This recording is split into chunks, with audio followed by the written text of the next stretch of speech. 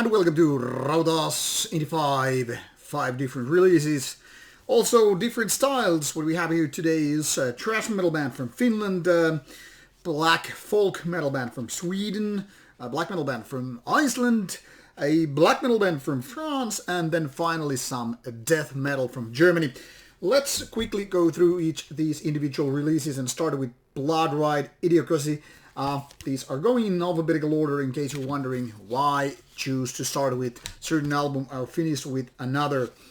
Bloodride is a thrash metal band from Finland that is run by some veterans of the genre. So not exactly some new band with fresh name or fresh take or all that stuff, but these are more or less quite experienced people and who have been doing the band for quite some time. Now basically this is very much like old school traditional thrash metal without no gimmicks, no bullshit and all that stuff. Some parts are more melodic than others, but mostly it's just going very much like back to the roots, or more like upholding those roots in a nice way. What I really like on this album is that it has a lot of mosh parts, you know, the kind of like, yeah, let my head bang to it. Then it also has a couple of rather annoying melodic parts, which there is at least one song I think should have been removed. That is the preaching to the choir, which just gets on my nerves basically. The lead melody is just kind of annoying. But luckily it's just one song, and maybe here and there there's a riff or part of melody that doesn't really fit the bill in my opinion, but that doesn't ruin the album. What is mostly happening here is rather energetic, basic thrash metal album with some quite okay vocals. They're not my favorite. I think they're way too much on the growlier side, but they do their job just okay. The main dish on this album, the one that actually makes this quite decent of an album, is the mosh part riffs. The kind of, palm-muted riffs that are like, okay, let's just nail it. We're checking out in case you're just in for some old school thrash treatment. Then we go to Sweden with a band that hasn't been existed for quite some while. These actually run for some 10 years, from 2004 to 2014, if I don't recall incorrectly. And this Lönndon release is composed or made of 2 different EPs put into a full-length album. Well, a compilation of what is worth for, full-length album. Now the thing here is, later on this band started to change to different direction, but on this album you can still pretty much hear the guys' black metal roots. And when I'm talking about black metal roots is because, these guys used to run a band called Armageddon, which was disbanded before Lönndon came to be, and when, Lönndon ceased to exist, well, surprise, Armageddon was back a little bit later. This was already released a few years ago, and this reissue version is from 2019, so this isn't exactly fresh from the oven, as the saying goes. To be honest, this is a little bit a hit and miss kind of a release. There are some parts which are like, okay, let's go to a Swedish version of Isengard in a way, and then there are parts which are more like this kind of lick style black metal, also a band from Sweden. This is nearly not as good as Armageddon, but quite an interesting release. Still, I am not too sad about when Lönndon, is gone, because these guys have done so much better projects and bands before and after that. So this is only for Swedish black metal or black folk fanatics out there. Then we have a rather peculiar band from Iceland, Mannveira. And why this is peculiar is that this is basically like a new band, This is their first release that came out during this summer, 2021. But the band is actually 10 years older than that. And as such, it seems like these guys haven't been really hurrying up.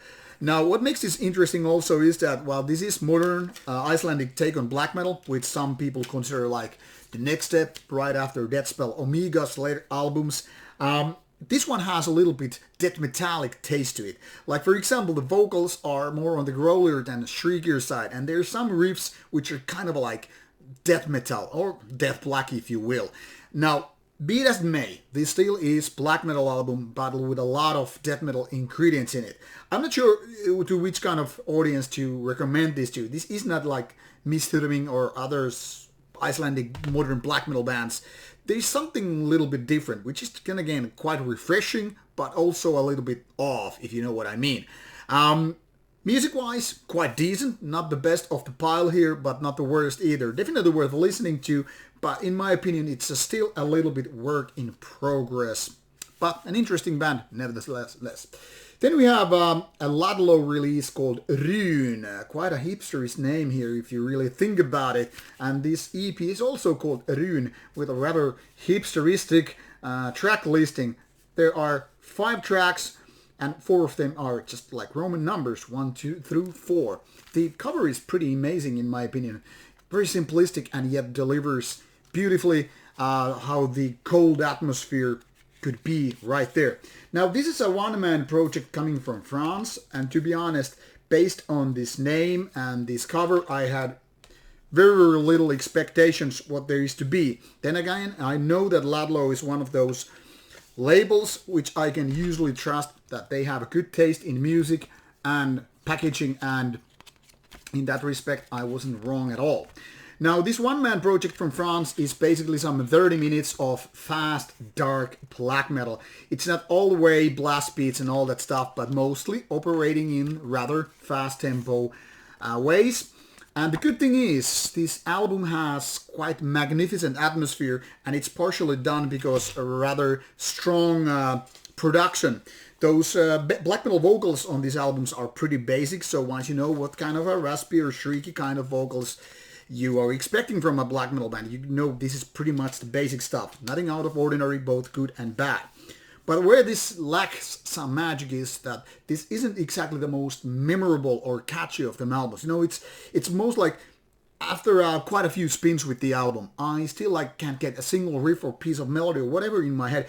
But like 2 keywords would be, yeah, it's fast tempo and it's dark. Well, also good production. So definitely a good album in so many ways, but lacking something magical that could be right there. But given it's a first album by this solo project, I really can't be bitching about it. It's the best album on this Indie 5 pile. And last, and also maybe the least, comes a new German death metal band, Vomit Spell. First of all, what kind of name is Vomit Spell? I mean, is it, you're spelling with vomit, spelling words? Or is it like you're casting some kind of a magic spell with vomit? Either way, this name sounds like a joke, and unfortunately this album is not good enough to make that joke go away just by saying, yeah, this is so goddamn good. Now this is the kind of a dirty old school death metal with kind of a dirty sound, and one could make a statement that because this is fast tempo and a little bit grindier, one could say that this is nodding to, say, British 1990s or even late 80s kind of a death metal grind kind of a ways. Think about like early Carcass, a little bit maybe early Bolt Thrower and the like, maybe Napalm Death even. So there's this kind of a dirty and muddled sound which is supposed to make this album, I don't know, kind of old school feeling. But where these bands lacks the good stuff is both in production and, songwriting. I mean, the riffs are by no means bad, but they are very, very mediocre. That combined with rather mediocre death metal vocals, which are not proper growlier, but they're not like, raspy or shriekier or something like that, but kind of as this was kind of a combination of grunting and growling. So it lacks kind of a power in both vocals and the guitar sounds and drum sounds and all that stuff. Now I wouldn't mind if the riffs were just killer material, but unfortunately it's not. So it's like all the way some kind of a demo-ish release, with some 34 minutes or so. Doesn't get my fluids going. I am not annoyed by listening to that, but this is a very, very forgettable album all in all. So once again, if I had to pick a winner here of all this pile, I would say go with Rüyyn from France, as weird as the name it is. Well, you have the links in the description box, so check out some of these releases, and what can I say? I hope you like at least some of them, and if you don't, well, sorry for wasting your time. Have fun, bye bye.